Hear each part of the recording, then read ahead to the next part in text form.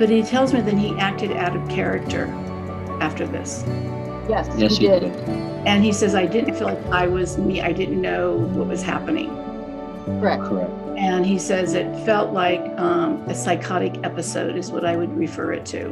And not that he, okay, that the psychotic episode triggered what was going. I kept feeling it was like a seizure, but I wasn't getting a seizure.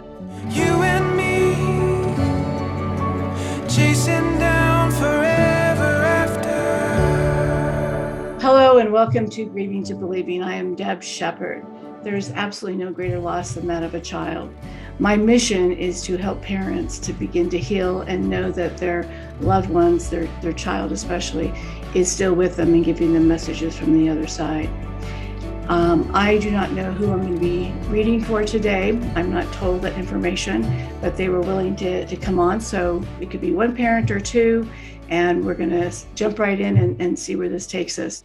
Hello, I'm Deb Sheppard. Who's with me right now? Who am I with here? Ernie and Laura. Ernie and Laura, I love it. And thank you for being willing to share this journey with others, because our intention is to let other families know that their children are still with them. Whose father's passed? Because I'm getting a father figure here too. Is one of your fathers passed? My father. Your father, okay. Yes, my father passed. Is he a strong-willed individual? Yes, he was. And I'm seeing him in a uniform. Did he serve in a military, or did he serve in like, did he wear a uniform in his job? Yes, he did. He served in the Canadian Air Force. Canadian Air Force. Okay. Very proud of that, but I'm also tight-lipped. I'm also feeling like I didn't always talk a lot in life. So was he more of a quiet individual for you? Yes, he was very stoic. He only spoke if he had something to say. Okay. He's giving you a thumbs up because he's telling me you didn't take the same path as him. Like, you chose your own path in your life, where your dad had a certain way of doing things. And I don't feel like your dad was a person that would say, I'm really proud of you, Ernie. I'm really proud of what you've done. So he's coming through at this time saying this. I don't even feel like you maybe would have expected him, but I also feel that I feel like he's there as empathy for you because of what you've been through more than anything. That's what my feeling is with him. And did you lose a son? Yes. Yes. Okay, because I feel like his presence is now coming through. And what is your son's name? Chris. Christopher? Yes. Okay. Oh my goodness. Was he the spice of life? I just get, he's not like your dad. I'll just say that, Ernie. He's not stoic at all. I feel your dad here, and I feel Chris over here, like very animated, very outgoing, very energetic too. Very loquacious. Yeah. Yeah. And I feel like this personality that when you met him, you're going to remember him. This is not someone you're going to forget his name. You're not going to go, remember that guy? You're like, yeah, Chris, Chris. I get that feeling. And the sense too is that Chris could be there for people. I feel like he could be there for individuals, but he didn't make a big deal about it. So when he needed, someone needed help, but I also feel like Christopher, did he make it a lot about him at times? Like, what he needed to do. You know how some people take care of everybody else and not themselves? I don't feel like this Chris. I feel like Chris took care of himself. He took care of himself? Like, if he wanted something or he wanted to do it, he would put his mind to it. Yes, he was very single-minded. Yes. Yeah, that, and maybe single-minded is a better term. It's almost like I don't need everyone to take care of me. I don't need to take care of everybody. I can take care of myself. But there's a sense of a responsibility, but I also keep getting from him, he figured out things in a different way than most people. Does that make any sense? Yes, he thought a little bit in the abstract. Okay. He was a creative person. Okay, that would be the sense I'm getting. Like, I would say, well, let me do this and this, and he goes, well, why can't we do it that way? I just feel like there's that other piece to him with this. And I'm having trouble breathing with him. Was this passing quick for him, for your family? We hope so. Okay, because I'm getting here that he didn't have cancer, he didn't have leukemia. I feel like he's here one day and then he's departed the next, is what he's telling me. And he says, Yeah. the joke I get from him is, what a ride, what a ride. And I also get he's drawing me the question marks, like there's questions about exactly what happened, or you're not sure about the whole situation, or you're not getting the clarity on the story. Would that make sense for you? Yep, Because absolutely. he says that there's either different versions or there's not. Yeah, I'm getting here. There's either different versions or different perspectives on his death for him as well. Was he in a home or an apartment? Was he in He was, our home. your home? Okay, because I don't feel like I'm out traveling. I don't feel like I'm in a car. I feel like I'm at home. No. Yeah. Yes, correct. He was in our home when he passed. And I'm sorry for that too, because he says he's sorry how it showed up. Not to be disrespectful, but he's laughing that when he crossed over, he's like, what the F happened? And it's sort of his way of like, I don't feel like he was trying to take his life. I don't feel like he wanted to cross over. I feel like these are circumstances that happened to him, is what he's telling me. And again, I'm getting this pushback of, wait a minute, what just took place? Was there someone with him prior to this? Or was there someone, was he in the house with somebody else, or was he on the phone with somebody? Because I keep seeing these conversations happening. He was with somebody. Yes, there were other people in the home at the time. Okay. And that's why you're not getting all the clarity in the story. Does that make sense? Okay. Yes. I keep getting that this was an accident, but this could have been prevented. Do you understand? Yes. Yes, absolutely. Okay. When I get to details like this, it takes me a second to make sure I have it all. And I'm writing notes so I can keep focus. So when you see me looking down, I'm taking notes to get myself that kind of, stay in place. This is what I'm getting. I'm not sure this is exactly what happened, but this is how I'm feeling. Like, did someone bring a weapon, or did someone bring something that shouldn't have been there? Not a weapon, but yes. So drugs, anything else that would have not been appropriate here? Because Correct. The feeling I get is something came from the outside into the home that should not have been there at the time. Yes. And I also feel like you guys would have not allowed this into the house. Like, this was not correct. What I get with Christopher is he wasn't totally aware of the circumstances that was happening. So what I'm getting from him is, if he's inviting friends over, I'm kind of looking at the scenario, not aware of, okay, could someone have been there that he did not know? Like, let's say I got a friend. It's possible. It is possible. It's possible. We're not quite sure. Okay. I don't think so. I think we know all of the people that were there, but it's possible someone else had come and then left later. I don't know. My feeling is like, I know this person, but this person brings someone I don't know. So we're not quite aware. So I feel like that's possible. Okay. So I feel like he's a little bit unaware of the scenario. Like, we're here to have fun. We're here to kind of do this. We're here for a gathering. And then it goes obviously south.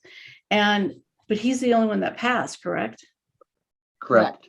I keep feeling, the feeling I get is something was not seen, and that more of like, he did not know either what he was taking or what he was given or what was being done.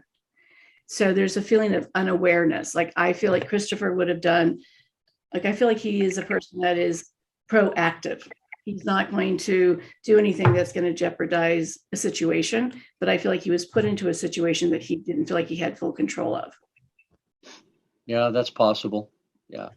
Was this? I mean, he took a few risks. I mean, he was a risk taker, but he was cautious. He never really took things too far.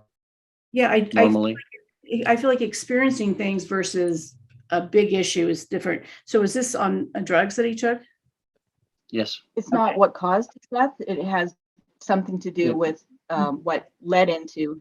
Yeah. Okay. They were certainly a catalyst. Yeah. Okay. Because I'm feeling things in my body that I would normally not feel. So to me, there was, I'm trying to see what kind of drugs that I'm tasting, but it feels as if these are not things I would normally take or do. So in my opinion, there's nothing wrong with anyone experimenting and trying different things. I feel like this was this caused additional, because this is what it is. I'm not sure he knew what was in what he was taking. Yes, that's entirely possible. Okay. Like I'm told it's like, let's say, well, this is cocaine, but really it's not. It's other stuff that's in it or other things that are going on. So that's why I don't think Christopher realized the risk he was involved in or what he was taking. And that's the danger these days with drugs the kids are taking, that they don't know what they're laced with, i.e. fentanyl, carfentanil, things of that nature, right? Okay. Yeah. And that's entirely possible. But he tells me that he acted out of character after this. Yes, Yes, he did. And he says, I didn't feel like I was me. I didn't know what was happening. Correct. And he says it felt like a psychotic episode is what I would refer it to. And not that he, okay, that the psychotic episode triggered what was going. I kept feeling it was like a seizure, but I wasn't getting a seizure. So that's when I would see the medication that took over and became the psychotic side of him. And so he's apologizing. And I think leading up to this was him saying, I did not know I was taking this. I did not know who was all there, to let you know he wouldn't have taken this risk without knowing what was in it and what was going on. Because he says, I could have been stupid, but I wasn't that stupid, is what I'm getting him to say. And to me, it's still this kid that I'm going to make sure I drive safely. I'm going to make sure I do all this stuff. So he's a good kid, but he's experimenting things. And so that, and being given something, he's also correcting me that wherever they got the drugs from may have not been a party that would have been ethical. Let's put it that way. So the other party that I'm talking about that he says, I didn't know who that was. Did police show up? Yes. Yes. So that's what happened then, huh? With the police being there. Okay. And he's telling me things should have been handled differently. Does that make sense to you? Yes, absolutely. Absolutely. Do you feel that the police, and I don't want to put the police or anything down, but he's telling me the police were not educated to know what to do. That's correct. It's absolutely right. And there were a lot of politics between the police and the coroner's department as well, that prevented a lot of the coroner from getting in to examine the body at the appropriate time to determine exactly time of death, cause of death. And it was the drugs that caused an excited delirium in him. Okay. And he became uncontrollable, and his friends tried to restrain him. And you don't do that when you're in excited delirium. You never restrain somebody. And he was just asphyxiated. So. Okay. First of all, and I get this quite often, is he's apologetic to the two of you. He better be. I don't, getting his personality in the beginning, he feels like just a great kid. This isn't someone we always worry about our kids, right? I mean, there's just no doubt. And kids will do things that you're thinking, I don't tell me what you just did because I don't want to know, right? That those risks. But I don't feel like Christopher was always trying to take unnecessary risks. He's a good kid. So Christopher was 15 years old. He passed on August 3rd, 2011. The complications surrounding his death, he had a chemical mismakeup that drove him into an excited delirium. The friends at the party decided that they needed to restrain him to help himself, but also to prevent him hurting any other people that were there. And by way of restraining him, he went into cardiopulmonary arrest. And so it took seconds, but he should never have been restrained. Once he was restrained, once he got into trouble, they should have called 911. They didn't call 911. So it was a 50-year-old law. It's called the Coroner's Bill. And it states how and when a coroner can get access to a body after a 911 call or after EMT are there, because he was declared dead on arrival. The police were not as forthright in allowing her to get access to his body in a timely manner, which prevented the coroner from being able to determine time of death. And for me, that was the biggest challenge, because we had such a window of time where, would a 911 call have made a difference? Would the kids reacted sooner? Would he still be alive? So there were all these unanswered questions. When I found out it was a political move, that the police did not want the coroner to have entry into the house, regardless of their personalities, I didn't want another family to ever go through this again. So we will always never know the time of death, and we will never know some of the facts surrounding his death, because the coroner didn't have direct access. Did he have some struggles before this regarding mental health a little bit? Yes. Yes, he did. Yeah. But it feels He, I'm sorry? it feels manageable. Yes. It was manageable. Yeah, he had, some struggles, the voices in the head, the angel on the left shoulder, the angel on the right shoulder, and the confusion and the angst of growing up as a young person. And they manifested themselves probably a little deeper with him and a little darker. And so we did work with him on that for a few years, and it was manageable.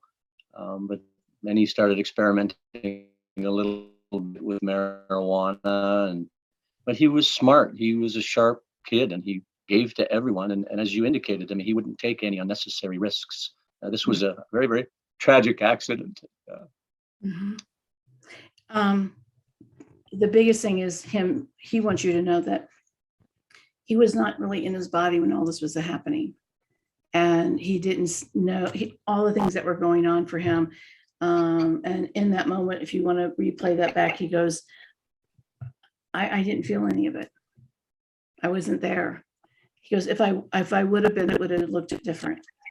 So that's the big thing for him, is just acknowledge. Christopher was also surprised at his service. I feel like there was, obviously it's hard to create that, but he also felt like the community, did the community, hold on here. Was there some challenges at his service because of how he died? No, we didn't know at the time. We didn't know for months at the time. So yeah, in the sense that we had to have servicemen, DEA and FBI attend in what I would call private. I would agree. It got very complicated because the coroner was not allowed in for many, many, many hours after Christopher passed. It took a long time inordinately long time for the toxicology reports to come back. Okay. And then, we and particularly Laura escalated it up to the politicians, and we had a new law signed in Colorado with John Hickenlooper, who was the governor at that point in time. So yes, there were a lot of things surrounding the whole episode, and the good thing that came out of it was that we got some of the laws changed in Colorado to ensure that what happened to us would never happen again. Between coroner's department and the police departments when a child passes away. Right. Christopher's also saying, in the law, did you have his name in it or something regarding him in the law? I had to write to some of the senators for the state of Colorado and tell my story in order for them to affect the change. Okay. We in our own world nicknamed it the Christopher Bill. Okay. That's his name was definitely in the language. Yes. His personal letter from me to them stating what happened, I believe, swayed the vote. Absolutely. And he's laughing at the fact that, and this is, I think, Christopher's sense of humor, which I love having that come through, because that's really what validates that this is really him. He says, you never thought I would be in writing for the law, changing the law. That would never true. He says, so when you thought about me earlier in my life until this happened, she goes, yeah, that wouldn't have been in the same sentence. And so his laughter is, he is making history and likes the fact of that he's made history too, and to make the change. Yeah. And he did want to be infamous, and this was one way to get infamous. He wanted to be famous. Yeah, we always knew he would be famous somehow. Yeah, but not that. He says, but not with the law. Is that what? That's what I think No. his joke is Right. coming. Correct. Yeah. And Ernie, he says, when are you going to get the tattoo? He says, don't be a chicken, Dad. Yeah. Well. Yeah. Yeah. That's under consideration. So we'll just see. But the older you get, the saggier you get as well. So the tattoo may look good for a year or so. What questions do you want to ask Christopher, and how are you feeling hearing from him? I mean, it's cathartic because I've not been able to communicate with him. It's been very difficult. I felt so guilty and responsible. So, for me, this has been enlightening, and I really, really thank you, because it's been the toughest 11 years of my life. So, just wanted to know that I'm happy to know that he's okay in what you're saying. I wouldn't do this if they weren't okay. The only thing I have is that I miss him and I want him here, and I just can't understand why he's not here. So It shouldn't be this way. He's also telling me, do you carry a wallet, Ernie? I have a wallet, yes, with credit cards and stuff. Sometimes I carry it, sometimes I don't. The feeling I get from him is he is giving you messages, but he's talking about spending the money. Don't be tight with your money. Does that make any sense? Well, yeah, well, it does, but I think that should be directed more at my wife, because she's the accountant of the family. Oh, there you go. She's a little more frugal than I am. Okay. I think his way of doing this is having a little bit of humor with you, because that would be Christopher, in my opinion, is giving a little bit of a nudge to his dad and kind of joking at some, because I feel like that was your relationship. And the more that I was always working, and for me, I was always nose to the grindstone, always working, always trying to make sure the family was looked after, and that my wife and I were going to be looked after in retirement. So yeah, I mean, it was tough when the kids were growing up, because we both had careers and we traveled a lot, and so it was a real juggling act in the family. I mean, we were all close, loved each other and everything, but I can understand Christopher saying that. It's okay, Chris. I'm retired now, and we're starting to enjoy things now. Good. And with that said, what I tell people is, when you start to release some of the guilt around, because we're designed to protect our children and go before them, when you're able to shift that and know that Christopher is here and he is okay, you'll start hearing those messages from him, because you're releasing that the guilt that you have been carrying. And that's what helps, because a medium's purpose is to let you know that they're there and they are around and you can get messages. It's just that I don't know Christopher. I didn't lose somebody like that. So that's why a medium helps with that validation. Right. So this helped validate what you've been feeling around him. Good. And it will, the more that you're able to heal, which is our whole mission here, is the more that you heal and know that they're okay. I want you to be able to connect with them on your own and feel them. So good that you're doing this. And now we know that Ernie is going to start asking to find things too, right, Ernie? Yeah, I will say that both of us have been finding pennies in the oddest places. Pennies where they had no business to be. Laura would go for a walk, and one day on the corner, she found a stack of pennies sitting on the corner. Like that, there's just no earthly reason that would ever happen. And then what was it about the pennies? They were all the dates. So I always got very cognizant of around the date of the penny. The date would signify something.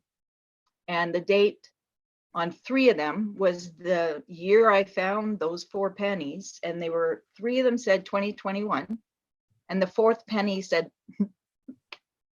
1996, which was the year he was born. So he was obviously telling us something. I mean, you can't make that shit up. I agree with Excuse you, Ernie. 100% agree with you. I always say that just as well. Yeah, pennies are a big one. My husband will show them to me, and they're in random weird places. And you're right. It's like, how did this penny get into the shower? And Yeah. those were, and we always talk about it being pennies from heaven is a great way. I'm asking for larger sums of money there versus pennies. Yeah, Pennies are a good start. Gotta go for the gold. absolutely. We're hoping that too. Yeah, just can you raise the bar a little bit? But again, those pennies and things like that are the things that you can't dismiss. And you're going to notice them more, and you're going to feel them more. And he says that he has been trying to get to dreams into Ernie, but does Ernie not sleep?